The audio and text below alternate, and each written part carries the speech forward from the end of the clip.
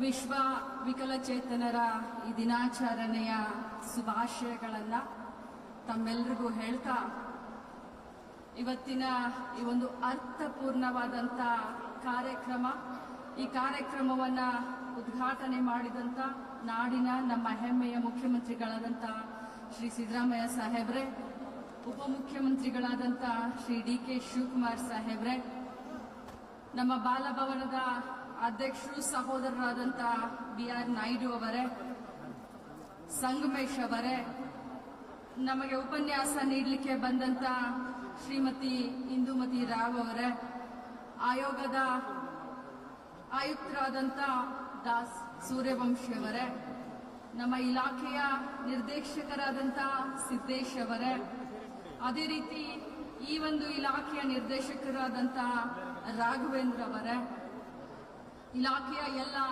ಅಧಿಕಾರಿಗಳೇ, ಇಲ್ಲಿ ಉಪಸ್ಥಿತರಿರುವಂಥ ಎಲ್ಲ ಪ್ರಶಸ್ತಿ ಪುರಸ್ಕೃತರೇ, ಮಾಧ್ಯಮದ ಎಲ್ಲ ಸಹೋದರರೇ ಮತ್ತು ಬಂದಂಥ ಎಲ್ಲ ಗಣ್ಯಮಾನ್ಯರೇ,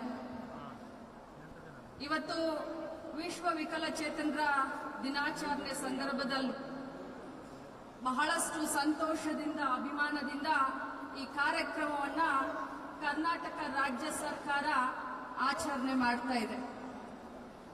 ನಾನು ಇಲ್ಲಿ ಬಂದು ನೋಡಿದಾಗ, ವಿಶೇಷವಾಗಿ ನಮ್ಮ ವಿಕಲಚೇತನರ ಉತ್ಸಾಹವನ್ನು ನೋಡಿದಾಗ ನಿಜವಾಗ್ಲೂ ಬಹಳಷ್ಟು ಹೆಮ್ಮೆ ಅನಿಸುತ್ತೆ ನನಗೆ. ಇವತ್ತು ಸುಮಾರು ಮಕ್ಕಳು ಬೆಳಗ್ಗೆಯಿಂದನೇ ರೆಡಿಯಾಗಿ ವಿಜೃಂಭಣೆಯಿಂದ ಒಂದು ಉತ್ಸವವನ್ನ, ಒಂದು ಹಬ್ಬವನ್ನ ಆಚರಣೆ ಮಾಡುವ ರೀತಿಯಲ್ಲಿ ತಯಾರಾಗಿ, ಬರೀ ಮಕ್ಕಳಷ್ಟೇ ಅಲ್ಲ, ಅವರ ಪಾಲಕರು, ಪೋಷಕರು, ಟೀಚರ್ಗಳು, ಸಂಘ ಸಂಸ್ಥೆಗಳು ಅತ್ಯಂತ ವಿಶ್ವಾಸದಿಂದ, ಹೆಮ್ಮೆಯಿಂದ ಈ ಕಾರ್ಯಕ್ರಮದಲ್ಲಿ ಭಾಗವಹಿಸಿದ್ದನ್ನ ನೋಡಿದ್ರೆ ನಿಜವಾಗ್ಲೂ ತುಂಬಾ ಸಂತೋಷ ಆಗುತ್ತೆ. ಬಂಧುಗಳೇ, ವಿಶೇಷ ಚೇತನರು ಸಮಾಜದಲ್ಲಿ ನಮಗೆಲ್ಲರೂ ಅವರು ಆದರ್ಶ ಅಂತ ಹೇಳಲಿಕ್ಕೆ ಬಯಸ್ತೇನೆ. ಯಾಕಂತಂದ್ರೆ ಆ ಭಗವಂತ ಬಹಳಷ್ಟು ಒಳ್ಳೆಯ ಆರೋಗ್ಯವನ್ನ, ಒಳ್ಳೆಯ ಜೀವನವನ್ನ ಕೊಟ್ಟಂತ ಸಂದರ್ಭದಲ್ಲೂ ಅನೇಕ ಜನ ಚಿಂತೆ ಮಾಡ್ತಾರೆ, ತಲೆ ಮೇಲೆ ಕೈ ಇಟ್ಕೊಂಡು ಕೂತ್ಕೊಳ್ತಾರೆ, ನನ್ನ ಕೈಯಿಂದ ಇದಾಗದಿಲ್ಲಪ್ಪ, ಕಷ್ಟ ಜೀವನ ಅಂತ ಹೇಳ್ತಾರೆ.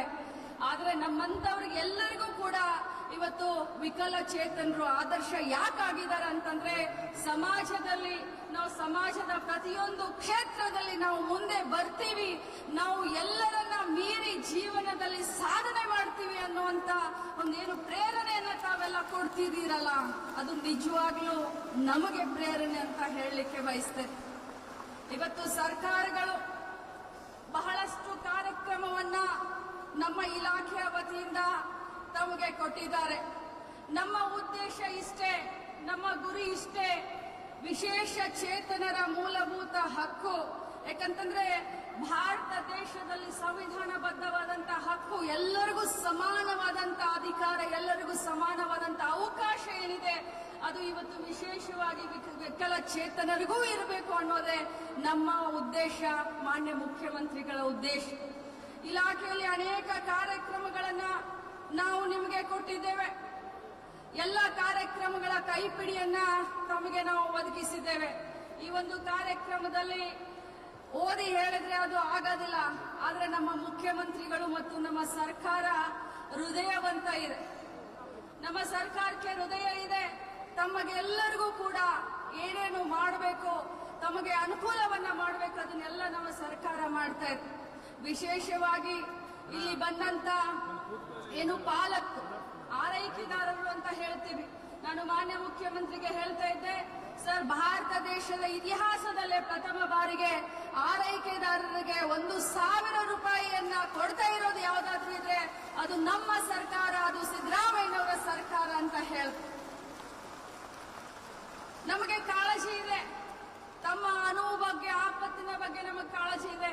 ಇವತ್ತು ಬರೀ ವಿಶೇಷ ಚೇತನರ ಬಗ್ಗೆ ಅಷ್ಟೇ ನಾನು ಮಾತನಾಡ್ಲಿಕ್ಕೆ ಬಂದಿಲ್ಲ. ಮುಖ್ಯವಾಗಿ ಅವರನ್ನ ನೋಡ್ಕೊಳ್ತಾ ಇರುವಂತ ಪಾಲಕರು, ಸಂಬಂಧಿಕರು, ತಂದೆ ತಾಯಿ, ಅಕ್ಕ ತಮ್ಮ, ಬಂಧು ಬಳಗ, ಅವರು ಸ್ವಾಭಿಮಾನದಿಂದ ಈ ಸಮಾಜದಲ್ಲಿ ಬೆಳಿಬೇಕು ಅಂತ ತಾವೆಷ್ಟು ಅವರಿಗೆ ನಿಂತಿದ್ದೀರೋ ಬೆಂಬಲವಾಗಿ ತಮಗೆಲ್ಲರಿಗೂ ಒಂದು ದೊಡ್ಡ ಅಭಿನಂದನೆಯನ್ನ ಸಲ್ಲಿಸಲಿಕ್ಕೆ ನಾನು ಬಯಸ್ತೀನಿ. ವಿಶೇಷವಾಗಿ ಸಂಘ ಸಂಸ್ಥೆಗಳು ಬಹಳ ಒಳ್ಳೆ ಕೆಲಸವನ್ನ ತಾವು ಮಾಡ್ತಾ ಇದ್ದೀರಾ ರಾಜ್ಯದಲ್ಲಿ. ಎಲ್ಲರೂ ಹೇಳ್ತಾರೆ, ಒಂದು ದಿನ ಒಂದು ಕಾಲ ಇತ್ತು, ಅಪ್ಪ ಸಮಾಜಕ್ಕೆ ಇವರು ಭಾರ ಆಗಿದ್ದಾರೆ, ಸಮಾಜಕ್ಕೆ ಹೊರೆ ಆಗಿದ್ದಾರೆ, ಮನೆಗಳಿಗೆ ಹೊರೆ ಆಗಿದ್ದಾರೆ ಅಂತ ಹೇಳಿ. ಆದ್ರೆ ಆ ಕಾಲ ಎಲ್ಲ ಹೋಗಿದೆ. ಈ ಸಂಘ ಸಂಸ್ಥೆಗಳ ಬಗ್ಗೆ, NGOಗಳ ಬಗ್ಗೆ ನಾನು ಹೇಳಬೇಕು ಅಂತಂದ್ರೆ, ನಾನು ನಮ್ಮ ಜಿಲ್ಲೆಯ ಬೈಲ್ಹೊಂಗಲದ ಒಂದು ಸಂಸ್ಥೆಗೆ ಹೋಗಿದ್ದೆ. ಬಹಳ ಸಂತೋಷ ಅನಿಸ್ತು. ಬುದ್ಧಿಮಾಂದ್ಯ ಮಕ್ಕಳನ್ನ ಯಾವುದೇ ಒಂದು ಬೇಡಿಕೆಯನ್ನ ಇಡದೆ, ಸರ್ಕಾರಕ್ಕೆ ಯಾವುದೇ ಒಂದು ಬೇಡಿಕೆಯನ್ನ ಇಡದೆ, ಬಹಳಷ್ಟು ನಿಸ್ವಾರ್ಥತೆಯಿಂದ ಅವರು ಕೆಲಸ ಮಾಡೋದನ್ನ ನೋಡಿದ್ರೆ ನನಗೆ ಹೆಮ್ಮೆ ಅನಿಸ್ತು. ಸಮಾಜದಲ್ಲಿ ಇಂಥ ಸಂಘ ಸಂಸ್ಥೆಗಳು ಇರಬೇಕು. ನಾವು ರಾಜಕಾರಣಿಗಳು ಯಾವಾಗಿದ್ರು ಹೇಳ್ತೀವಿ, ರಾಜಕಾರಣಿಗಳು ಯಾವತ್ತಿದ್ರು ಅಂತ ಇರ್ತೀವಿ, ನಾವು ಸಮಾಜ ಸೇವೆ ಮಾಡ್ತೀವಿ, ಸಮಾಜ ಸೇವೆ ಮಾಡ್ತೀವಿ ಅಂತ. ಆದ್ರೆ ನಿಜವಾದ ಅರ್ಥದಲ್ಲಿ ನಿಸ್ವಾರ್ಥತೆಯಿಂದ ಸೇವೆ ಮಾಡುವಂತ ಇಂಥ ಸಂಘ ಸಂಸ್ಥೆಗಳು ಸಮಾಜಕ್ಕೆ ಮಾದರಿ ಅಂತ ಹೇಳ್ತಾ ಬಹಳಷ್ಟು ಕಾರ್ಯಕ್ರಮಗಳನ್ನ, ಯೋಜನೆಗಳನ್ನ, ಬಜೆಟ್ನಲ್ಲಿ ಅನೌನ್ಸ್ ಮಾಡಿದಂತ ಎಲ್ಲ ಯೋಜನೆಗಳನ್ನ ನಾವು ಹಂತ ಹಂತವಾಗಿ ತಮ್ಮ ಮನೆ ಬಾಗಿಲಿಗೆ ತಲುಪಿಸುವಂತ ಕೆಲಸವನ್ನ ಮಾಡ್ತೀವಿ. ತಮಗೆ ಗೊತ್ತಿದೆ, ಸರ್ಕಾರ ಬಂದ ಮೇಲೆ 5 ಗ್ಯಾರಂಟಿಯನ್ನ ಘೋಷಣೆ ಮಾಡಿ ಸಮಾಜವನ್ನ, ಮಹಿಳೆಯರನ್ನ ಆರ್ಥಿಕವಾಗಿ ಸಬಲೀಕರಣ ಮಾಡಬೇಕು ಅನ್ನುವಂತ ನಿಟ್ಟಿನಲ್ಲಿ ಸರ್ಕಾರ ಹೆಜ್ಜೆನೆ ಇರ್ತಾ ಇದೆ.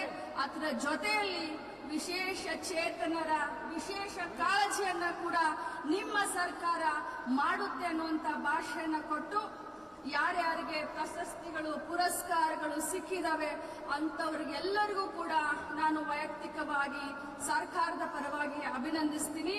ಮತ್ತು ಮಕ್ಕಳಿಗೆ ತಾವೇ ಆದರ್ಶ. ತಮ್ಮನ್ನ ನಾನು ಎಷ್ಟು ಹೊಗಳಿದ್ರೂ ಕೂಡ ಕಡಿಮೆ ಅನ್ಸುತ್ತೆ. ಪಾಲಕರನ್ನ, ಸಂಘ ಸಂಸ್ಥೆಗಳನ್ನ ತಾವೆಲ್ಲ ನಮ್ಮ ಕಣ್ಣಿಗೆ ಕಾಣುವಂತ ದೇವರು ಅಂತ ಹೇಳ್ತಾ, ನಾಡಿಗೆ ಉತ್ತಮವಾದಂತ ಪ್ರಜೆಗಳನ್ನ ತಯಾರಿ ಮಾಡ್ತಾ ಇರುವಂತ ತಮ್ಮೆಲ್ಲರಿಗೂ ಇನ್ನೊಮ್ಮೆ ಅಭಿನಂದಿಸಿ ನನ್ನ ಮಾತಿಗೆ ವಿರಾಮ ಹೇಳ್ತೀನಿ. ಎಲ್ಲರಿಗೂ ಒಳ್ಳೆಯದಾಗಲಿ, ಶುಭವಾಗಲಿ. ನಮಸ್ಕಾರ.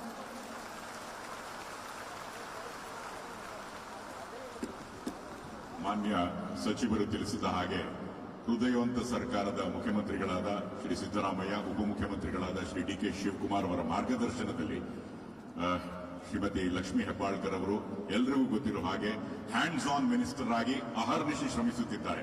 ನಾವೆಲ್ಲರೂ ಜೋರಾದ ಚಪ್ಪಾಳೆಯೊಂದಿಗೆ ಅವರ ಎಲ್ಲ ಕಾರ್ಯಗಳಲ್ಲೂ ನಾವಿದ್ದೇವೆ ಅನ್ನೋದನ್ನ ತಿಳಿಸೋಣ. ಧನ್ಯವಾದಗಳು ಮೇಡಮ್.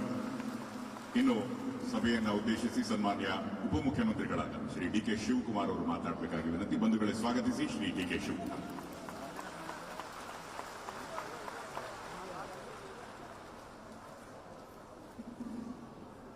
ಎಲ್ಲರಿಗೂ ನಮಸ್ಕಾರ. ನಮಸ್ಕಾರ. ಮಲಗಿದ್ದೀರೋ ಇಲ್ಲೋ ಅಂತ ನೋಡ್ತಾ ಇದ್ದೀನಿ. ಬಂಧುಗಳೇ, ಕರ್ನಾಟಕ ರಾಜ್ಯದ ಗೌರವಾನ್ವಿತ ಮುಖ್ಯಮಂತ್ರಿಗಳಂತ ಸಿದ್ದರಾಮಯ್ಯ ಸಾಹೇಬ್ರೆ, ನಿಮ್ಮ ಇಲಾಖೆಗೆ ಹೊಸ ರೂಪವನ್ನೇ ಕೊಡಲಿಕ್ಕೆ ಪ್ರಯತ್ನವನ್ನ ಮಾಡ್ತಾ ಇದ್ದಂತ ನನ್ನ ಸಹೋದ್ಯೋಗಿ ಲಕ್ಷ್ಮೀ ಹೆಬ್ಬಾಳ್ಕರ್ ಅವರೇ, BR ನಾಯ್ಡುರವರೇ, ಸಂಗಮೇಶ್ ಬಬಲೇಶ್ವರ್ ಅವರೇ, ಇಂದುಮತಿ ರಾವ್ರವರೇ, ದಾಸ್ರವರೇ, ಸಿದ್ದೇಶ್ವರವರೇ, ಇನ್ನೆಲ್ಲ ವೇದಿಕೆಯಲ್ಲಿರುವಂತ ಎಲ್ಲ ಗಣ್ಯರೇ, ಪ್ರಶಸ್ತಿ ವಿಜೇತರೇ, ಈ ಪವಿತ್ರವಾದಂತಹ ಕಾರ್ಯಕ್ರಮದಲ್ಲಿ ಪಾಲ್ಗೊಂಡಂತ ಎಲ್ಲ ಬಂಧು ಭಗಿನಿಯರೇ, ಸೋದರ ಸೋದರಿಯರೇ, ಮಾಧ್ಯಮ ಮಿತ್ರರೇ, ಅಂಗವಿಕಲತೆ ವರವೂ ಅಲ್ಲ, ಶಾಪವೂ ಅಲ್ಲ. ನಿಮಗೆ ದೇವರು ಕೊಟ್ಟಿರುವಂತ ಜೀವನದ ಒಂದು ಪರೀಕ್ಷೆ ಅಂತೇಳಿ ನಾನು ಭಾವಿಸ್ಕೊಂಡಿದ್ದೇನೆ. ಅದಕ್ಕೆ ನಿಮ್ಮನ್ನ ನಮ್ಮ ಮಂತ್ರಿಗಳು ದೇವರ ಮಕ್ಕಳು ಅಂತ ಹೇಳಿ ಲಕ್ಷ್ಮೀ ಹೆಬ್ಬಾಳ್ಕರ್ ಅವರು ಕರೆದದನ್ನು ನಾನು ಗಮನಿಸಿದ್ದೇನೆ. ನಿಮ್ಮೆಲ್ಲರೂ ಕೂಡ ಗಣಪತಿಯೇ ಸ್ಫೂರ್ತಿ. ಆನೆ ತಲೆ, ಒಂದು ದಂತ ಮುರಿದ ಜೋಗಳೆ, ಜೊಳ್ಳೆ ಹೊಟ್ಟೆ, ಎಲ್ಲದಕ್ಕೂ ಕೂಡ ವಿಘ್ನವನ್ನ ನಿವಾರಣೆ ಮಾಡಂತ ನಾಯಕ ವಿನಾಯಕ. ಆದ್ರಿಂದ ನಿಮ್ ಕೈಲಿ ಏನು ಸಾಧ್ಯ ಇಲ್ಲ ಅನ್ನೋದನ್ನ ಯಾರು ತಲೆಯಲ್ಲಿ ಇಟ್ಕೊಳಕ್ ಹೋಗ್ಬೇಡಿ.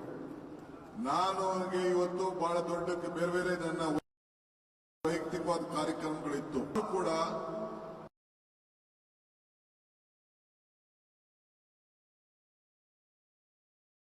ನಿಮ್ಮ ಮನೋಬಲ ಹೆಚ್ಚಾಗಿರಬೇಕು. ನಿಮ್ ಕೈಲಿ ಎಲ್ಲ ಸಾಧನೆಗಳ ಮಾಡಲಿಕ್ಕೆ ಶಕ್ತಿ ಇದೆ. ನೀವು ದೇವರು ಕೊಟ್ಟಂತ ಈ ಒಂದು ಅವಕಾಶದಲ್ಲಿ ತಪ್ಪೋ ಕೆಟ್ಟೋ ನಿಮ್ಮ ಸಾಧನೆಗಳಲ್ಲಿ ಯಾವುದಕ್ಕೂ ಕೂಡ ಹಿಂದೆ ಹೋಗಬಾರದು.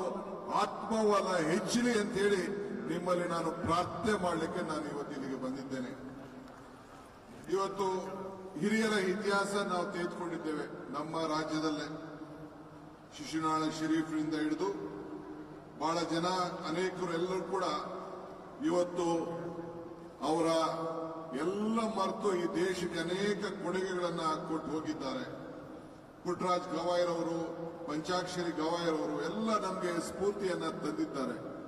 ಕಳೆದ ಒಲಿಂಪಿಕ್ಸ್ ನಲ್ಲಿ ನಮಗೆ ಹೆಚ್ಚು ಪ್ರಶಸ್ತಿ ಸಿಕ್ಕಿಲ್ಲ, ಆದರೆ ಪ್ಯಾರಾಒಲಿಂಪಿಕ್ಸ್ ನಲ್ಲಿ ನಮ್ಮ ಭಾರತಕ್ಕೆ 21 ಪ್ರಶಸ್ತಿಯನ್ನ ಸಿಕ್ಕಿದ್ದನ್ನ ನಾವು ಯಾರು ಕೂಡ ಇತಿಹಾಸವನ್ನ ತೆಗಿಲಿಕ್ಕೆ ಸಾಧ್ಯ ಇಲ್ಲ. ಅಂಬೇಡ್ಕರ್ ಹೇಳ್ತಾರೆ, ಇತಿಹಾಸ ಮರ್ತವನು ಇತಿಹಾಸ ಸೃಷ್ಟಿ ಮಾಡ್ಲಿಕ್ಕೆ ಸಾಧ್ಯ ಇಲ್ಲ ಅಂತೇಳಿ.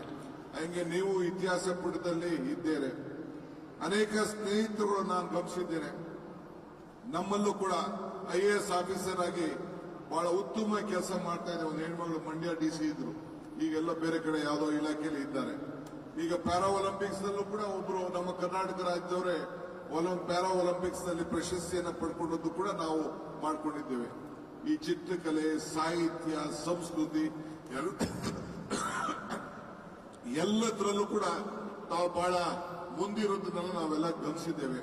ಸರ್ಕಾರ ನಿಮಗೋಸ್ಕರ ಪ್ರತ್ಯೇಕವಾದಂತಹ ಇಲಾಖೆಯನ್ನು ಇಟ್ಟು ನಿಮ್ಮ ಬದುಕಿನಲ್ಲಿ ಒಂದು ಬೆಳಕನ್ನ ತರಬೇಕು ಅನ್ನೋ ದೃಷ್ಟಿಯಿಂದ ಅದಕ್ಕೆ ಮುಖ್ಯಮಂತ್ರಿಗಳು, ನಾನು ಮತ್ತು ನಿಮ್ಮ ಮಂತ್ರಿ ಲಕ್ಷ್ಮೀ ಹೆಬ್ಬಾಳ್ಕರ್ ಸೇರಿ ನಮ್ಮ ವಿಕಲಚೇತನಕ್ಕೆ ಒಳಗಾದಂತವ್ರ ಕೈಲೇ ಈ ಜ್ಯೋತಿಯನ್ನ ನಿಮ್ಮ ಮನೆ ಬೆಳಗಬೇಕು, ನಿಮ್ಮ ಬದುಕು ಬೆಳಗಬೇಕು ಅಂತೇಳಿ ಈ ಜ್ಯೋತಿಯನ್ನ ಈ ಸಂದರ್ಭದಲ್ಲಿ ನಿಮ್ಮ ಕೈಲೇ ಬೆಳಗಿಸಿ ಈ ಕಾರ್ಯಕ್ರಮವನ್ನು ಉದ್ಘಾಟನೆಯನ್ನ ಮಾಡಿದ್ದಾರೆ. ಆದ್ರಿಂದ ನೀವು ಯಾವ ಕಾರಣಕ್ಕೂ ಧೈರ್ಯವನ್ನ ಕಳ್ಕೊಳ್ಬಾರದು. ನಮ್ಮ ಸರ್ಕಾರ ಸಿದ್ದರಾಮಯ್ಯ ಸರ್ಕಾರ ನಿಮ್ಮ ಮನೆ ಬಾಗಿಲಿಗೆ ಬಂದು ನಿಮ್ಮೆಲ್ಲ ಕಾರ್ಯಕ್ರಮವನ್ನು ಕೂಡ ಈ ಸಂದರ್ಭದಲ್ಲಿ ಏನೇನು ನಿಮ್ಮ ಕೊರತೆಗಳಿದೆ, ನಿಮ್ಮ ಭಾವನೆಗಳಿದೆ, ಆ ಭಾವನೆಗಳಿಗೆ ಸ್ಪಂದಿಸಿ ನಾವು ನಿಮ್ಮ ಜೊತೆಲಿ ಕೆಲಸ ಮಾಡಲಿಕ್ಕೆ ನಾವು ಸಿದ್ಧರಾಗಿದ್ದೇವೆ ಅನ್ನೋ ಮಾತನ್ನ ಈ ಸಂದರ್ಭದಲ್ಲಿ ಹೇಳಿ ಭಗವಂತ ನಿಮಗೆ ಒಳ್ಳೇದು ಮಾಡಲಿ, ಆತ್ಮಧೈರ್ಯ ನಿಮಗೆ ತುಂಬಲಿ. ನೀವು ಕೂಡ ಯಾರಿಗೂ ಕೂಡ ಸರಿಸಾಮಾನ್ಯರಲ್ಲ, ನಿಮ್ದೇನು ತಪ್ಪಿಲ್ಲ. ಭಗವಂತನ ಸೃಷ್ಟಿ ಇವತ್ತು ನಿಮಗೊಂದು ದೊಡ್ಡ ಸವಾಲಾಗಿ ನೀವು ಸ್ವೀಕಾರವನ್ನು ಮಾಡಿ ಸಮಾಜದಲ್ಲಿ ನಿಮ್ಮ ಕೈಲೂ ಕೂಡ ಎಲ್ಲ ಸಾಧನೆಗಳನ್ನು ಮಾಡಲಿಕ್ಕೆ ಶಕ್ತಿ ಇದೆ ಅಂತ ತೋರಿಸುವಂತ ಧೈರ್ಯ ನಿಮಗೆ ಬರಲಿ ಅಂತೇಳಿ ಭಗವಂತನಲ್ಲಿ ಪ್ರಾರ್ಥನೆ ಮಾಡಿ ನಿಮ್ಮೆಲ್ಲರೂ ಕೂಡ ಶುಭ ಹಾರೈಸಿ ನನ್ನ ಮಾತನ್ನು ಮುಗಿಸ್ತೇನೆ.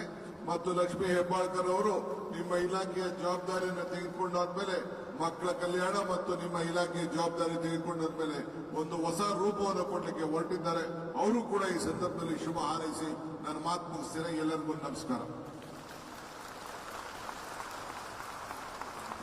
ಧೃತಿಗೆಡದೆ ಜೀವನವನ್ನ ನಡೆಸಿ ಭಗವಂತ ನಿಮಗೆ ಕೊಟ್ಟಿರುವಂತಹ ಪರೀಕ್ಷೆಯಲ್ಲಿ ತಾವೆಲ್ಲರೂ ಸಹ ಉತ್ತಮವಾಗಿ ತೇರ್ಗಡೆಯಾಗಿ ಅಂತ ಕರೆ ಕೊಟ್ಟಿದ್ದಾರೆ ಉಪಮುಖ್ಯಮಂತ್ರಿಗಳು. ಅವರಿಗೆ ನಾವೆಲ್ಲರೂ ಸಹ ಜೋರಾದ ಚಪ್ಪಾಳೆಯೊಡನೆ ಧನ್ಯವಾದಗಳನ್ನು ಅರ್ಪಿಸೋಣ.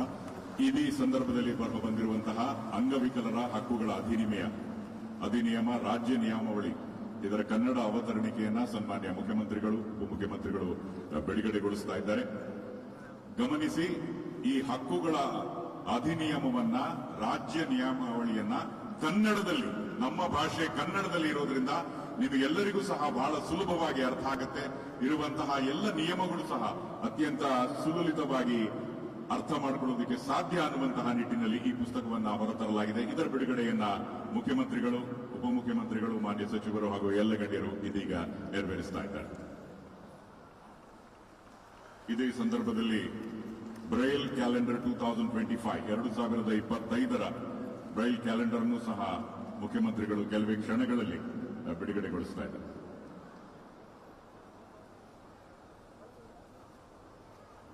ಈ ಕ್ಯಾಲೆಂಡರ್ ಮೂಲಕ ಜೋರಾದ ಚಪ್ಪಾಳೆಯನ್ನು ಬರಬೇಕು. ಈ ಕಾರ್ಯಕ್ರಮ, ಈ ಎಲ್ಲ ಕೆಲಸಗಳು ಸಹ ನಿಮಗೋಸ್ಕರ ಕರ್ನಾಟಕ ಸರ್ಕಾರ ಮಾಡ್ತಾ ಇರೋದು. ನಿಮ್ಮ ಜೀವನ ಸುಲಲಿತವಾಗಿ ನಡೆದು ಮುಖ್ಯವಾಹಿನಿಗೆ ಬರುವಂತಹ ನಿಟ್ಟಿನಲ್ಲಿ ಹೆಜ್ಜೆ ಹೆಜ್ಜೆಗೂ ಸರ್ಕಾರ ನಿಮ್ಮ ಜೊತೆಗಿದೆ.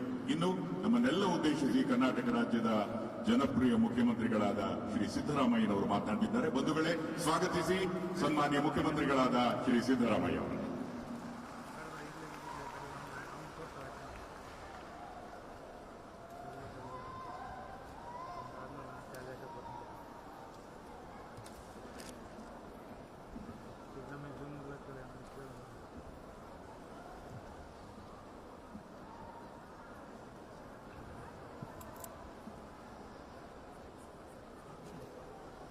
ಅಂಗವಿಕಲರ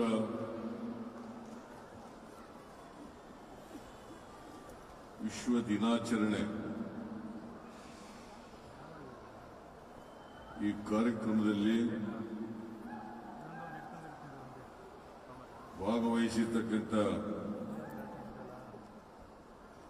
ಈ ಕಾರ್ಯಕ್ರಮದ ರೂವಾರಿಯೂ ಆದಂಥ ಮಹಿಳಾ ಮತ್ತು ಮಕ್ಕಳ ಇಲಾಖೆಯ ಸಚಿವರು ಹಾಗೂ ವಿಕಲಚೇತನರು ಮತ್ತು ಹಿರಿಯ ನಾಗರಿಕರ ಕಲ್ಯಾಣ ಸಚಿವೆಯಾದಂಥ ಶ್ರೀಮತಿ ಲಕ್ಷ್ಮೀ ಹೆಬ್ಬಾಳ್ಕರ್ ಅವರ ವೇದಿಕೆ ಮೇಲಿರ್ತಕ್ಕಂಥ ಎಲ್ಲ ಆಹ್ವಾನಿತ ಗಣ್ಯರ, ಇಲಾಖೆಯ ಅಧಿಕಾರಿ ಸ್ನೇಹಿತರ, ಇಲ್ಲಿ ನೆರೆದಿರತಕ್ಕಂಥ ವಿಕಲಚೇತನ ಬಂಧುಗಳೇ, ಸೋದರ ಸೋದರಿಯರೇ, ಮಾಧ್ಯಮದ ಗೆಳೆಯರೇ, ಇವತ್ತು ಇಡೀ ವಿಶ್ವದಲ್ಲಿ ವಿಕಲಚೇತನರ ಮತ್ತು ಹಿರಿಯ ನಾಗರಿಕರ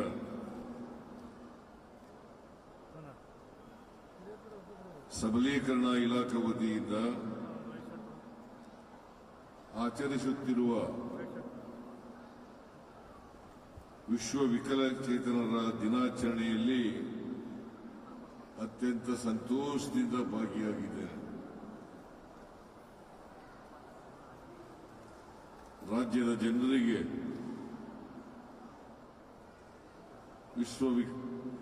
ವಿಶ್ವ ವಿಕಲಚೇತನರ ದಿನಾಚರಣೆಯ ಶುಭಾಶಯವನ್ನು ಕೋರಲಿಕ್ಕೆ ಬಯಸ್ತಾ ಇದ್ದೇನೆ.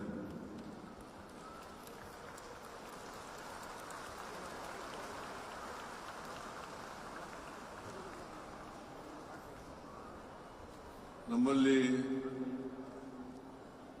ಸುಮಾರು 15 ಲಕ್ಷ ವಿಕಲಚೇತನರಿರಬಹುದು.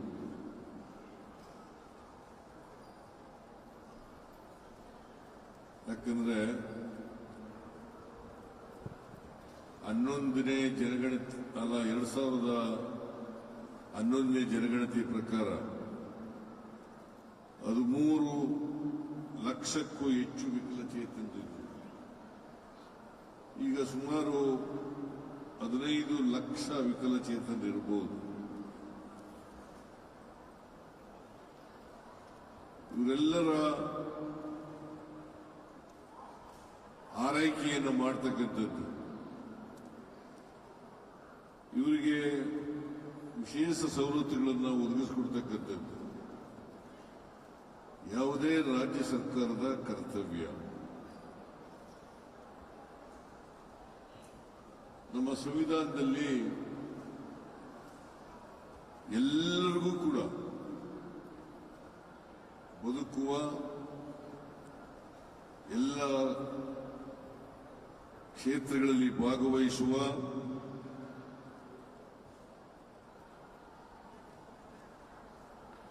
ಮತ್ತೆ ಉದ್ಯೋಗ ಪಡ್ಕೊಳ್ತಕ್ಕಂಥ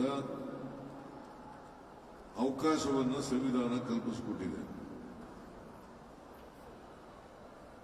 ಅಂಗವಿಕಲರಾದ ತಕ್ಷಣ ಅಥವಾ ವಿಕಲಚೇತನರಾದ ತಕ್ಷಣನೇ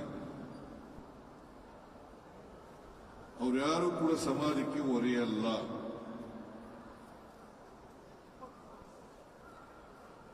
ಅವರೆಲ್ಲ ಅವರೆಲ್ಲರೂ ಕೂಡ ಸಮಾಜದ ಆಸ್ತಿಗಳು.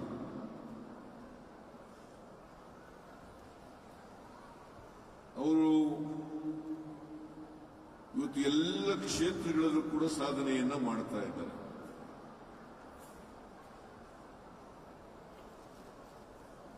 ಯಾವ ಕ್ಷೇತ್ರದಲ್ಲೂ ಕೂಡ ಅವರು ಹಿಂದೆ ಬಿದ್ದಿಲ್ಲ. ಈಗಾಗಲೇ ನಮ್ಮ ಡೆಪ್ಟಿ ಚೀಫ್ ಮಿನಿಸ್ಟರ್ ಹೇಳಿದ್ರು,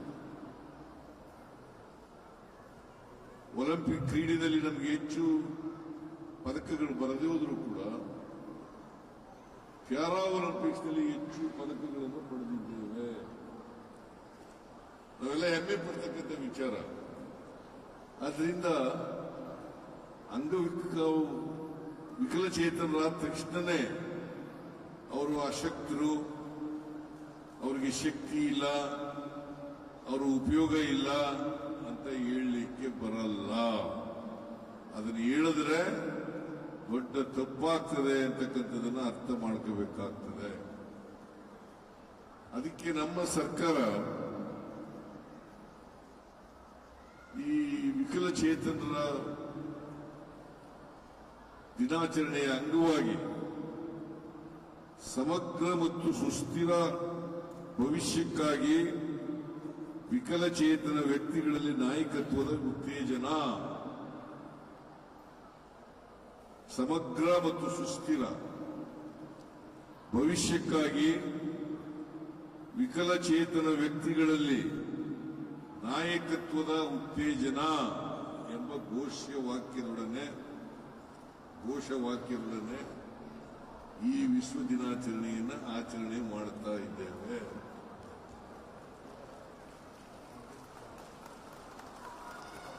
ಮತ್ತೆ ಇವತ್ತೇ ನಾವು ವಿಕಲಚೇತನರ ಆರೈಕೆ ಮಾಡ್ತಕ್ಕಂಥ ಜನರು ಅವರ ದಿನಾಚರಣೆಯನ್ನು ಕೂಡ ಆಚರಣೆ ಮಾಡ್ತಾ ಇದ್ದೀವಿ. ಈ ವರ್ಷ 4 ವಿಕಲಚೇತನ ಇದಾವಲ್ಲ, ಅದರ ಆರೈಕೆದಾರರು ಅವರಿಗೆ ಒಂದು ತಿಂಗಳಿಗೆ 1,000 ರೂಪಾಯಿಯನ್ನ ಕೊಡ್ತಕ್ಕಂಥ ತೀರ್ಮಾನವನ್ನ ಮಾಡಿರ್ತಕ್ಕಂಥದ್ದು ಇಡೀ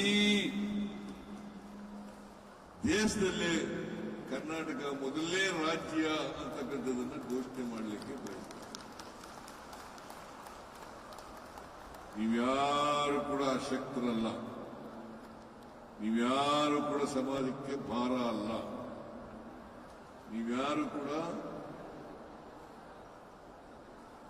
ಯಾವುದೇ ಉದ್ಯೋಗಕ್ಕೆ ಅನರ್ಹರು ಅಂತಕ್ಕಂಥದ್ದಿಲ್ಲ. ಅದಕ್ಕೋಸ್ಕರ ಒಂದು ಸಮಿತಿನೂ ಕೂಡ ಮಾಡಿದ್ದೀವಿ. ಉದ್ಯೋಗದಲ್ಲಿ ಅವರಿಗೆ ಅವಕಾಶವನ್ನು ಕಲ್ಪಿಸಿಕೊಡ್ಲಿಕ್ಕೋಸ್ಕರವಾಗಿ ಒಂದು ಸಮಿತಿಯನ್ನು ಕೂಡ ಮಾಡಿದ್ದೇವೆ. ಆಮೇಲೆ ಬಹಳ ಜನರಿಗೆ ಆತಂಕ ಇರಬಹುದು, ನಮಗೆ ಬಜೆಟ್ ಕಡಿಮೆ ಮಾಡಿಬಿಟ್ಟಿದ್ದಾರೆ ಅಂತೇಳಿ. ಎಷ್ಟು ಕೋಟಿ ಕಡಿಮೆ ಆಗಿರೋದು?